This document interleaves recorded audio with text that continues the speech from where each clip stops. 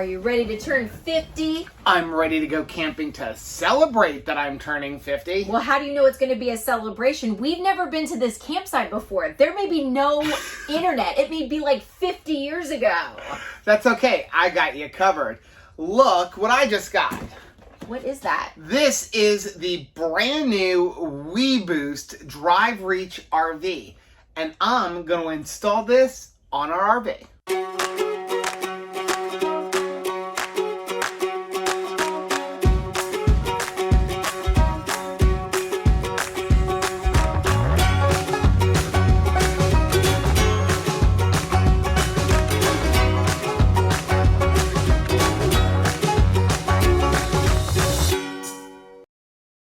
I'm Rachel. And I'm Joe. And we're two crazy campers. After losing a combined weight of more than 200 pounds, we realized we had so much more energy for activities. Come along with us as we explore the great outdoors. And join us on a brand new adventure. Now, does this adventure we're about to embark on involve drilling a hole in my Eleanor? Possibly.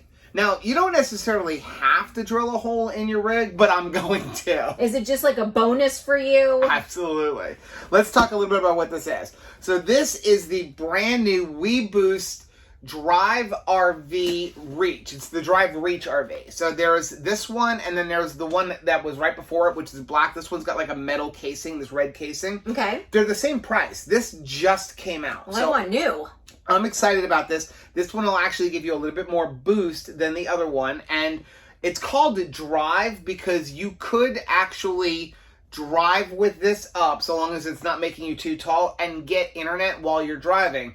The other one that they have, you actually have to get to wherever you're going and then use like a signal finder and point it. Like it's got to be pointed at the tower. That one will get you a better signal, but you got to climb up on the roof and kind of like point it the right way. Whereas this one, you just kind of get there, you put your antenna up, and it's going to like circle around and look for something. Because here's the thing. We've got 3 different cell carriers. We are trying our best to get internet, but we have been to campsites where no matter what you have, it's like the Bermuda Triangle. Yeah, you just don't know. And hey, we're YouTubers. We need to have some internet. We want to be able to live stream. We want to be able to upload videos. Over on our keto channel, we upload 5 videos every single week. If you haven't seen that, go check out that channel. I'll leave a link right up here.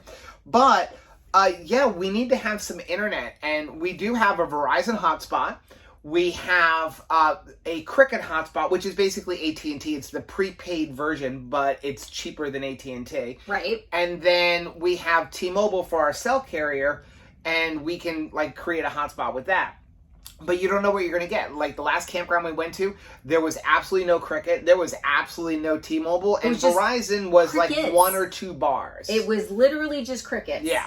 So what we're hoping is this, which is going to go up on the roof, is going to strengthen the signal. It's a booster. It's a cell phone signal booster. Mm-hmm. So if you have really good service, this could actually slow you down. But if you don't have really good service, this will give you a boost. Now, wait a minute. What if we are too tall and we can't go like under overpasses? Well, I got that. I got you covered there. Okay, so here's what we have to do.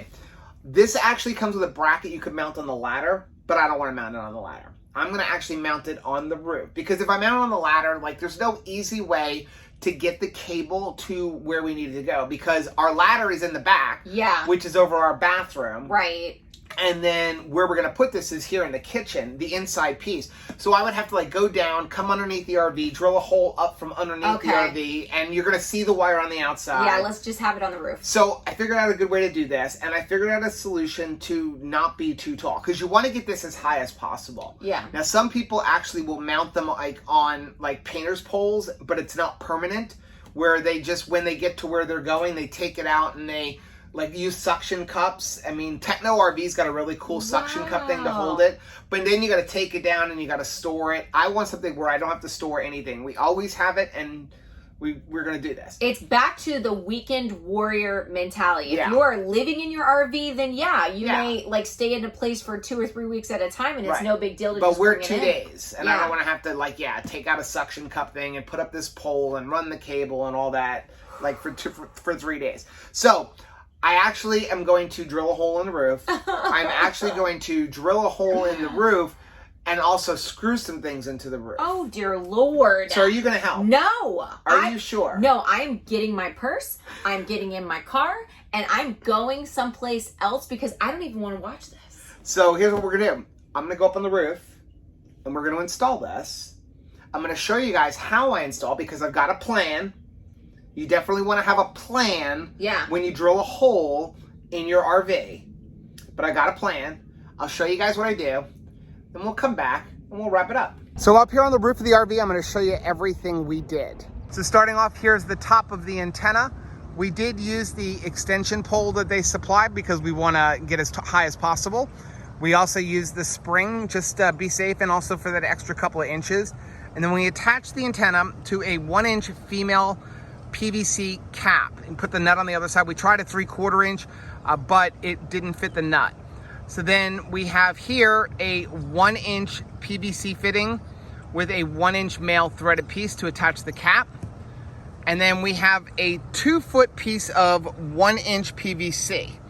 Now you're gonna see over here on this other side, what we did was we drilled a hole in the PVC to run the cable down so that it's not just like on the PVC pipe. And then it comes out the bottom of the PVC pipe, and this white stuff is just Dicor. The cable kind of laid in Dicor for a minute. On the bottom here, we have a reducer. This is a 1-inch to a 3/4 inch female threading. And then we attached everything to this antenna mount, which has a 3/4 threading on the top. Now what we can do is, when we are at the campsite, the antenna is about 4 feet over the top of the roof. And now when we get ready to leave, all we have to do is loosen this up. If I could do this with one hand, we loosen it, and then we can lay the antenna down, tighten it up, and now we're kind of like in storage mode like this. Then we get to the campsite, simply lift this back up, raise it up, and tighten it, trying to do this with one hand. Now, what I will probably do at some point, I feel like this is a little bit flimsy for the weight. This is a plastic fitting, which is made for marine antennas, but I may eventually change this to a stainless steel to maybe get a little bit more support, but we're good for now. And then of course, I have everything all Dicored on. I used 2 screws, and then I also used some Eternabond tape underneath it, but this is not leaking. We then ran the cable all around like this. And then we bought this box here, and I have links for all of this down in the description. I drilled the hole, put a watertight fitting on here, and then I also put some Dicor just to make sure it doesn't leak. Now this is not screwed to the roof at all. I used Eternabond tape underneath, but I also put Dicor around everything just to make sure water doesn't get underneath. Now I'm not gonna take off the top because you'll see I did Dicor the screws in, but what I did was I drilled a hole wide enough to fit the cable into the roof, and I drilled it through the roof and then ran the cable down, and then I left an extra like 1.5 feet of cable inside of this box just in case we need it. Now what this box allows me to do is if I want to put some solar panels or something like that on, I can just drill another hole in the box and then run everything down through the same hole into the cabin and not have multiple holes in the roof. So now we can go inside of the RV and I'll show you where everything comes out and how we hooked everything up on the inside. So I just finished the inside and I mounted the internal antenna exactly where I want it. It's over here on the corner of the kitchen counter. It did take a little bit of work to get it run over there. So let's go over everything and I'll show you exactly how I got the wire from the antenna down to the booster box and then from the booster box to over here. Okay, so over here is the front door, and this is a little storage area next to the control panel. And you can see up here in the corner, that's where the wire comes in from the roof. And I'm gonna end up filling that in with a little bit of silicone just to make it look a little bit nicer, but that's where the wire ran in. And then it comes in down right over here, along here, so you really cannot see it or anything from the front door. And on the other side of this is the television. So what I did was I ran the wire down, and then it comes in there, and then I'm gonna tape this up better, and it goes all the way to the bottom corner over there, and then it goes down through over there. Then in this wardrobe closet, it comes down like this. It comes down again on the bottom, and then down below there. So what I did was I removed the breaker box, and I took the wire and I ran it through the wall to over here. This is the cabinets below the refrigerator. And what I did was I mounted the box in the back there. Now that outlet wasn't there. I installed it for this purpose. And if you're wondering why is there a white trim plate and an almond GFI, it's because that's what I happen to have sitting in the garage. I didn't have any more white outlets, which is what I usually use. So I just put that one in there. But here's the thing, that is right on the other side of the breaker box. So you can see here's the breaker box, and there was an extra slot right here. So I simply added another 15 amp breaker just for that one particular outlet. So now I have the control box, or the booster box rather, back there mounted on the wall. And if I want to turn it off, I can simply reach in and unplug it. And then right there is the wire for the inside antenna. And then what I did, I'm not going to take them back out, but I simply pulled all of these drawers out. And what I did was, on the other side of this wall is my bedroom. And then what I did was simply take off this cap for the return to the furnace so I could reach in and grab the wire. And then I simply drilled a small hole right here and then fed the wire up through the hole. And then again, I can fill that in with just a little bit of silicone. But now I have the Weboost internal antenna here. If I don't want to use it, I can simply unscrew that right there. Here's my Verizon hotspot, and then here is my Cricket hotspot, and then of course we have our phones for the T-Mobile. Okay, everything's installed. Well, I think I'm going to let you live. Why is that? Because I like what you did. I don't see any leaks. I think we're in good shape, which means you may continue breathing. How do you know it doesn't leak? It's not raining yet. Joe, are you trying to get in trouble? It better not leak. It's not gonna leak. I used plenty of Dicor. So, I mean, let's talk a little bit about what I did. So when I first got it, I really looked at the RV and trying to figure out, like, what do I want to do? Because I knew I didn't want to mount it on the ladder, because the ladder was going to make us too tall. And again, there was no easy way to get the wires into the RV, like to where we wanted to have it. Yeah. So I went and I got that like nice little antenna mount. It's an RV antenna mount. I'm going to leave a link for it down below. Mm-hmm. Now the one I bought is plastic. I'm probably going to swap it out at some point for stainless steel, because I feel like the stainless steel may be just a little bit sturdier. Yeah. But this one is good. But you know, Florida, you know, I worry about the plastic in the sun over time. So all I'd have to do is remove the Dicor and change it out. But I can do that much later down the road. But the nice thing is now that you have that, when we get to where we're going, we can simply raise the antenna. I like the ease of all that. Because again, we're weekend warriors. We don't want to like add a bunch of setup to our camping trip, but we want the convenience. Right. And the way I did it was, I mean, you could have like just used the one extension pole, but I wanted to get as high as possible, because the higher you are, the clearer the path to the cell towers, the better off you're going to be. So I added 2 feet. You could actually add more. It's how much you want to add. I could just take out that 2-foot section because I did not glue the PVC together, because this way we can change things out if we want. But then when we're done on our trip, that one little knob, undo it, fold it down. We don't have to worry about some bridge taking out our thing. And also, you can actually just maybe elevate it a little bit so that as you're driving down the road, or maybe you get someplace where you're going to dry camp overnight, like at a Walmart or something like that, and you want internet, but you don't want to have it all the way up, you can maybe just elevate it so it's just like the same height as the AC. You're still going to get some signal.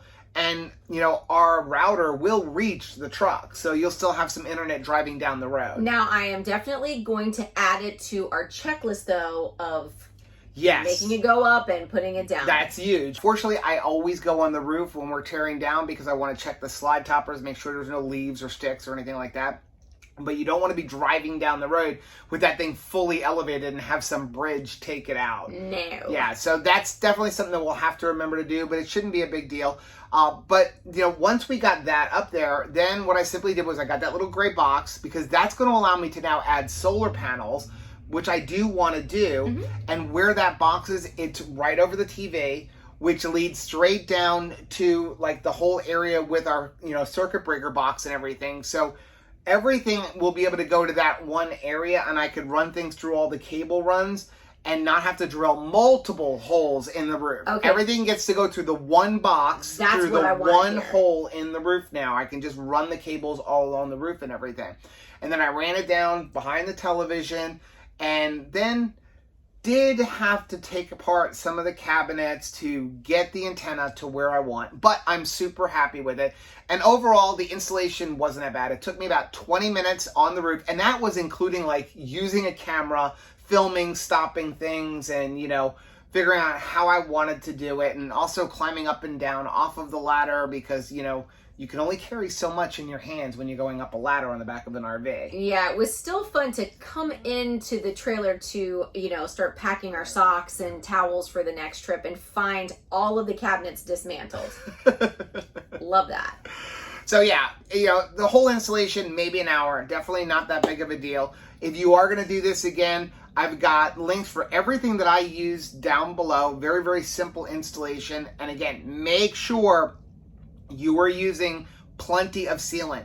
Who cares what it looks like? Yeah. It's on the roof. Nobody sees it. You want to get the self-leveling lap sealant. Now, we're actually not using Dicor. We're using the Alpha, which is the same thing, but that is the brand that is recommended for our roof because our roof is an Alpha system on the Grand Design. So, yeah. Look up whatever your roof, whoever the manufacturer is, and use the lap sealant that they recommend to do. Yeah. Well, that's going to be our video for today. Hopefully, we gave you a little bit of knowledge for how you can install the Drive RV.